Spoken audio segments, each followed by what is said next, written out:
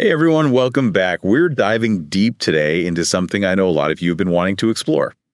Yeah, it's a big one. It is. It's how like all this crazy new tech is kind of shaken up. Like who has power in the world, you know? It's really fascinating stuff. And honestly, we're going to find some pretty surprising facts along the way. I don't know if you've heard about this, but Oh, tell me. the CEO of OpenAI, basically like the ChatGPT company. Right. Yeah, he basically said that Indian engineers shouldn't even bother trying to build their own AI. Whoa, like straight up told him to give up. Pretty much. Like Yeah. he just dismissed them completely. And get Yeah. this. Right. At the same time this was all going down, a Chinese company, DeepSeek, they were quietly building their own AI, a really powerful one. No way. So while everyone's focused on like Silicon Valley, Exactly. And it's not just them. Alibaba's also been making huge strides in AI. It's like a whole different game is being played. okay, so this is what we're talking about, right? Like the whole landscape is changing. We always hear about China investing in tech, but is it really that serious? Oh, it's serious. I was reading this report. And Right. get this. China is now ahead of the US in 60 out of 64 key areas of technology. Think about that. 60 out of 64. Wow. Now, and just 15 years ago, it was the opposite. The US was leading in most of those areas, and China was way behind. What kind of areas are we even talking about here? Like, give me specifics. Across the board, we're talking renewable energy, AI, quantum computing, even electric vehicle, like you name it, they're probably ahead. For example, their solar panel tech is years ahead of anything we have in the West. And their facial recognition, it's everywhere, which, raises some ethical questions, but, Yeah, for sure. but it shows just how advanced they are. They're not messing around. So it seems like they're playing the long game here, right? They're focused on stuff that will benefit them decades down the line. That's exactly it. They have a plan. Right. But, there's always that argument that China's success is all about stealing tech. Like, they're not really innovating, they're just copying. What do you make of that? Well, I think that's kind of a Western myth, to be honest. Their success is more about a whole system they've built. Like they've made STEM education a huge priority. Yeah, perfect. They have this massive pool of talent now, and their government actively supports innovation. They're not just talking about it, they're putting their money where their mouth is. It's a strategy they've been working on for over a decade, quietly and consistently. So it sounds like they have a much more planned approach than we see in the West. Yeah. Like, especially in the U.S. I mean, are we missing something here? Well, I think the U.S. system is kind of built to protect these big established companies, which, Right. that ends up stifling new startups and innovation. It's almost like we're holding ourselves back. Yeah, I see what you mean. Like, if you're always protecting the old guard, you're not really making room for the new ideas. That's it. It's like a self-inflicted wound.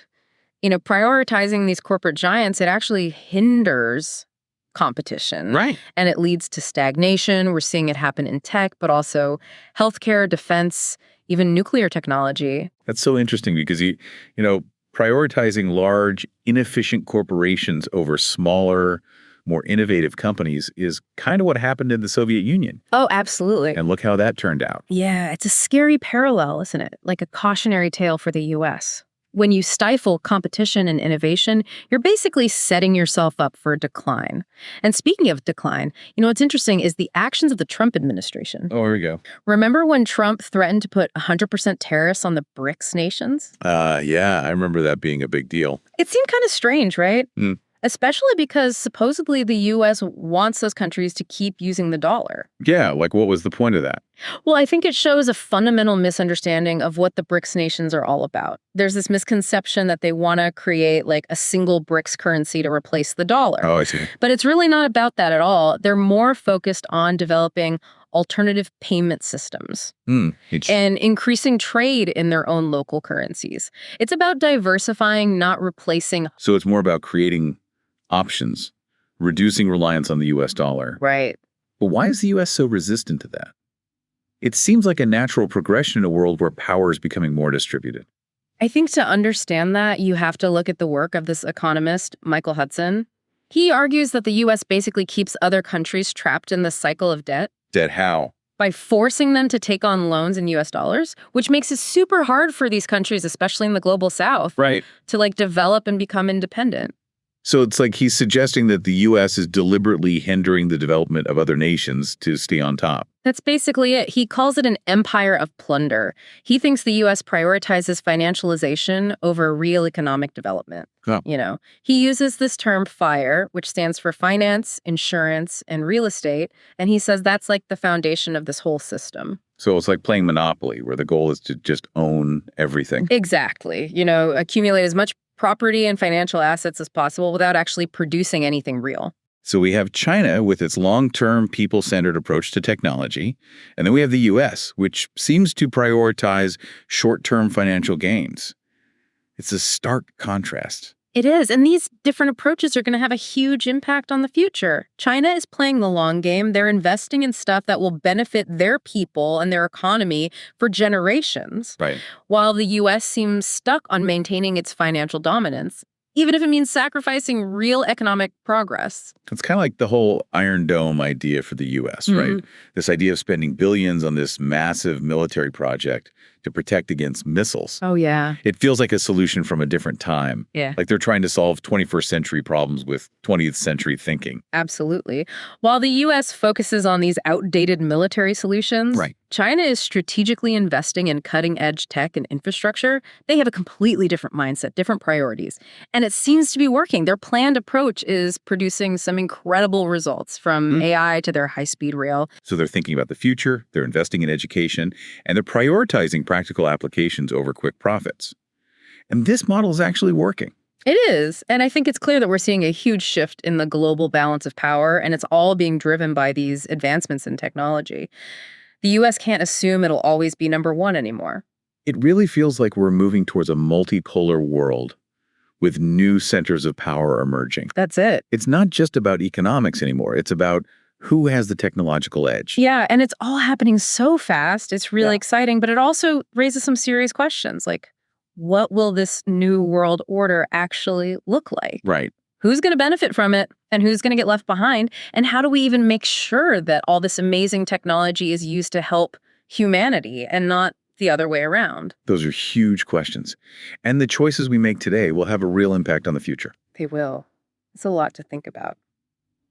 Welcome back to our deep dive, where we're exploring how tech is changing the whole global power game. Yeah, we left off with a pretty big question, like, how do we even make sure all this amazing new technology actually benefits everyone, not just like a select few? It's exciting, but also a little scary, right? It's a question people have asked for ages, right? Like with every big technological leap. But this time it does feel different, like the speed of everything. The pace is insane. Exactly. It's like everything's changing faster and the stakes are just higher than ever. Yeah, I think so too. Like, just look at artificial intelligence, right? It has the potential to completely revolutionize so many things. Healthcare, transportation, even education. But it also, brings up all these concerns about jobs disappearing, right? Algorithms that are biased, even the possibility of like autonomous weapons. It's a lot. Those are all valid concerns, and we definitely can't just bury our heads in the sand. We need to have a serious conversation about the ethics of all this, Yeah. Actually put in some safeguards to make sure these technologies are used responsibly.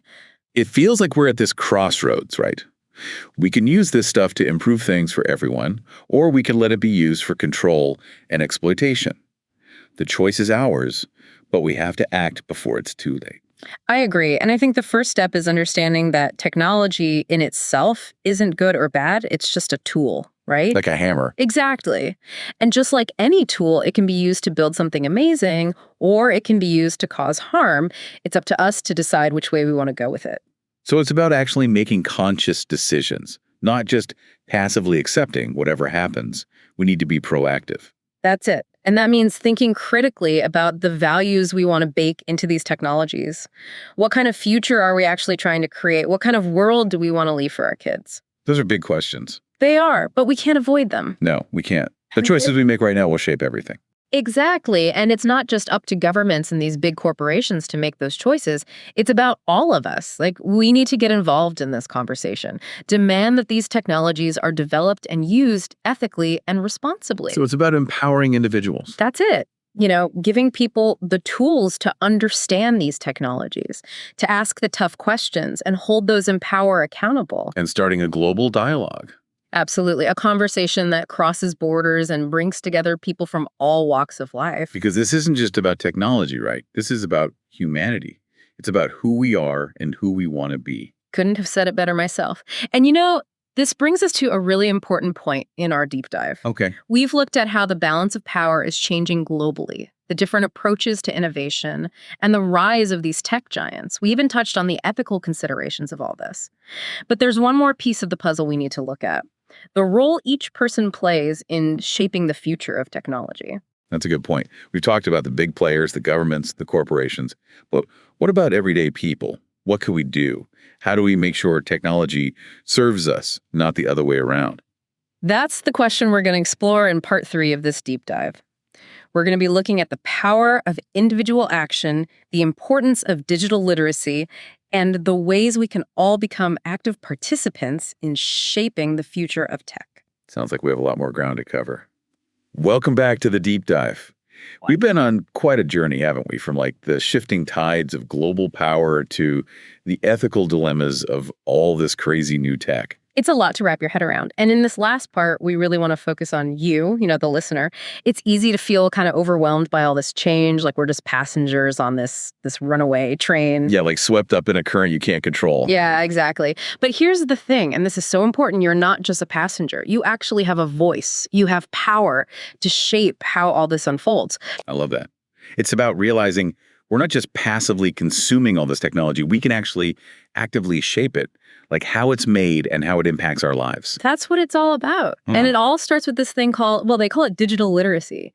Basically, it's about understanding how all of these technologies actually work, like under the hood, how they're being used, how they're changing the world around us, being able to look at something online and knowing what's real and what's not. Yeah, with all the misinformation and deepfakes flying around, digital literacy almost sounds like a superpower. Like it helps you actually navigate this crazy digital world safely and make smart choices. It really is. It gives you the power to decide which technologies you use, what information you share, and even like what online spaces you want to be a part of. So it's not just about knowing how to use the latest gadget or social media app. It's deeper than that. It's about understanding the impact of these technologies and how they're actually shaping how we live. Exactly. And it's about recognizing that technology isn't neutral. It reflects the values and even biases of the people who create it. Which means we got to ask ourselves, who made this thing? Why did they make it? And who's actually benefiting from it? Those are the key questions. And those questions lead to another piece of this. It's about holding those in power accountable.